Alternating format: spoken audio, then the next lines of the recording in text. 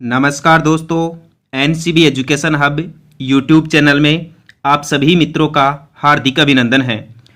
दोस्तों, आज की वीडियो क्लास में आपको अरावली पर्वतीय प्रदेश का पार्ट 2 पढ़ाया जाएगा। कल की वीडियो क्लास में मैंने आपको अरावली पर्वतीय प्रदेश की सामान्य जानकारी प्रदान की थी।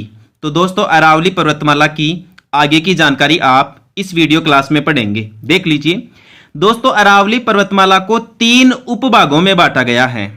यहां से जनरली सवाल पूछ लेगा कि अरावली पर्वतमाला को कुल कितने उपभागों में बांटा गया है। 3 भागों में। एक तो होती है दोस्तों उत्तरी अरावली, दूसरी होती है मध्य अरावली और तीसरी होती है दक्षिणी अरावली।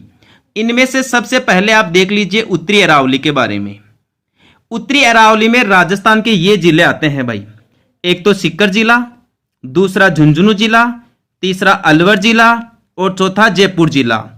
यानी सीकर, झुंझुनू, अलवर और जयपुर, इन जिलों में अरावली पर्वतमाला की जो पहाड़ियां हैं वो उत्तरी अरावली पर्वतीय प्रदेश में शामिल है। यहां से सवाल पूछा जाता है कि उत्तरी अरावली का सर्वोच्च पर्वत शिखर कौन सा है।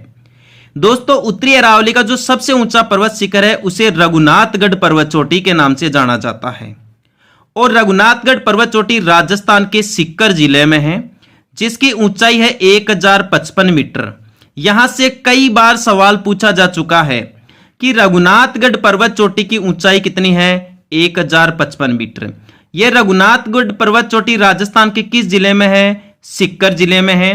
रघुनाथगढ़ अरावली के कौन से उपभाग का सर्वोच्च पर्वत शिखर है, उत्तरी अरावली का। नेक्स्ट देखिए, ये जो अपनी अरावली पर्वतमाला है इसे शेखावाटी प्रदेश में माल खेत की पहाड़ियां बोला जाता है भाई। यहां से सवाल पूछ लेगा कि अरावली को माल खेत की पहाड़ियां कहां कहा जाता है, शेखावाटी क्षेत्र में। शेखावाटी प्रदेश में राजस्थान के 3 जिले आते हैं भाई, सीकर, चूरू और झुंझुनू। सीकर, चूरू और झुंझुनू, ये तीनों जिले शेखावाटी प्रदेश में हैं और इस शेखावाटी प्रदेश में अपनी अरावली पर्वतमाला को माल खेत की पहाड़ियां कहा जाता है। इन्हीं अरावली पर्वतमाला की जो पर्वत चोटियां हैं वहां पर सीकर जिले में आपको 3 प्रसिद्ध धार्मिक स्थल देखने को मिलेंगे भाई। एक तो जीर्ण माता का मंदिर। जीर्ण माता का मंदिर तो बहुत फेमस है राजस्थान में और यह राजस्थान में सीकर जिले के रेवासा गांव में पड़ता है भाई। प्रसिद्ध जीर्ण माता के मंदिर के पास में ही हर्ष पर्वत के ऊपर हर्षनाथ का मंदिर भी है भाई। तो हर्ष और जीर्ण दोनों भाई बहन थे भाई। और ये जो हर्ष जीर्ण माता है ये चौहान राजवंश की आराध्य देवी है। ध्यान रखना दोस्तों, बहुत इंपॉर्टेंट है कि जीर्ण माता कौन से राजवंश की मुख्य देवी है, चौहान राजवंश की।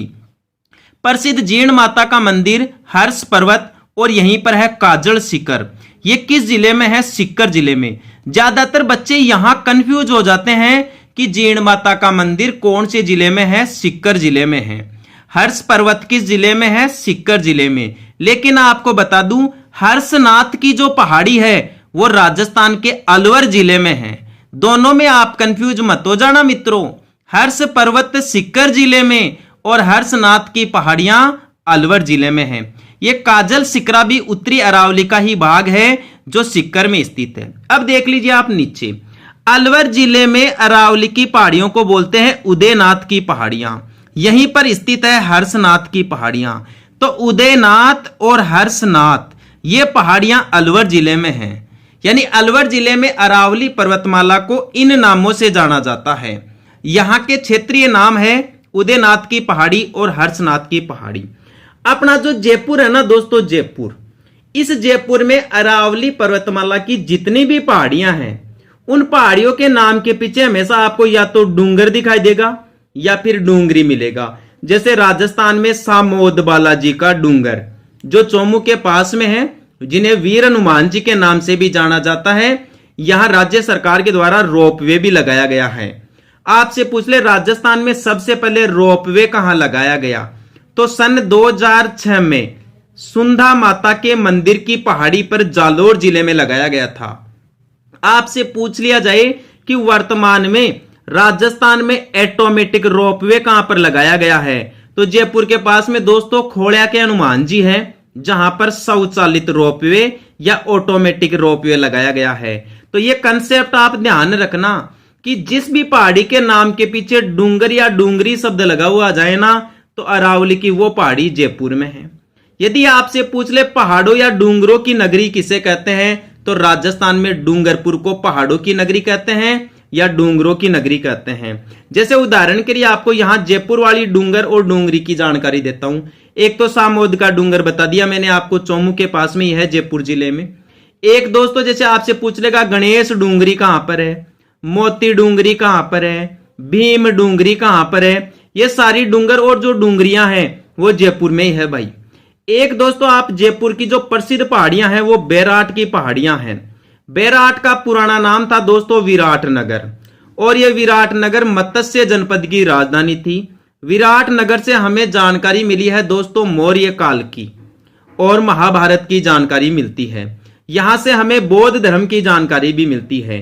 तो बैराट का पुराना नाम विराटनगर था। इस प्रकार बैराट और विराटनगर की पहाड़ियां गणेश डूंगरी, भीम डूंगरी, सामोद बालाजी का डूंगर, मोती डूंगरी, ये सब राजस्थान के जयपुर जिले में है।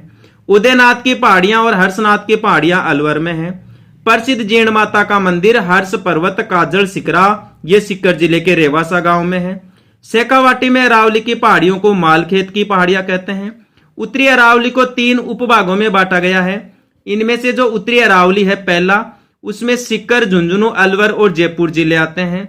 उत्तरी अरावली का सर्वोच्च पर्वत शिखर रघुनाथगढ़ है, जो राजस्थान के सीकर जिले में है, और इस रघुनाथगढ़ पर्वत चोटी की ऊंचाई 1055 मीटर है।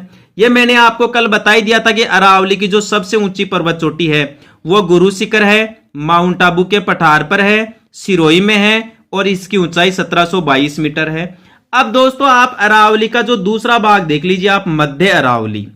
जो मध्य अरावली है, मध्य अरावली राजस्थान के अजमेर जिले में है, राजसमंद जिले में है।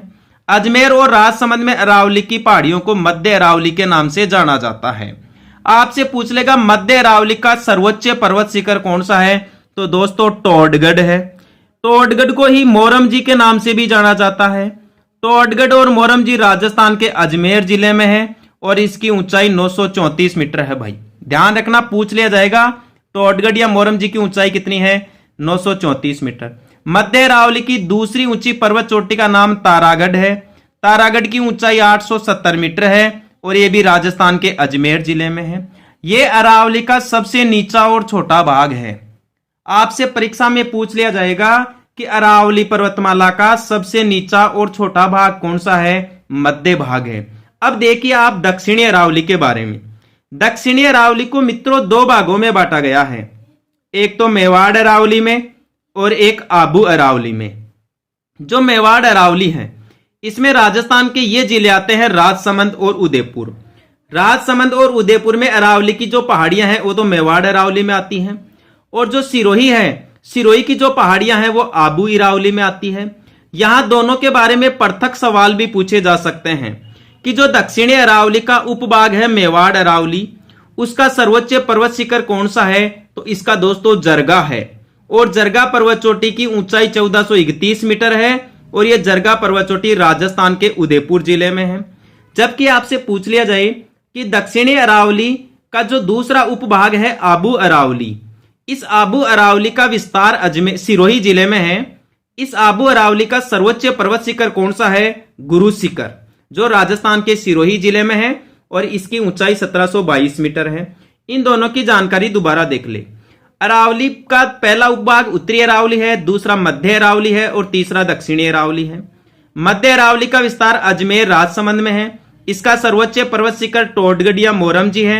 दूसरी ऊंची पर्वत चोटी तारागढ़ है। तारागढ़ टोडगढ़ दोनों अजमेर में है। टोडगढ़ की ऊंचाई 934 मीटर, तारागढ़ की ऊंचाई 870 मीटर। मध्य अरावली अरावली का सबसे नीचा और छोटा भाग है। दक्षिणी अरावली अरावली का सबसे बड़ा और सबसे ऊंचा भाग है। दक्षिणी अरावली को 2 भागों में बांटा गया है, एक तो मेवाड़ अरावली और एक आबू अरावली। मेवाड़ अरावली की पहाड़ियां राजसमंद और उदयपुर में है। आबू अरावली की पहाड़ियां सिरोही जिले में है। आबू अरावली का सर्वोच्च पर्वत शिखर गुरु शिखर है सिरोही जिले में, और मेवाड़ अरावली का सर्वोच्च पर्वत शिखर है जरगा, जो उदयपुर में है और 1431 मीटर है।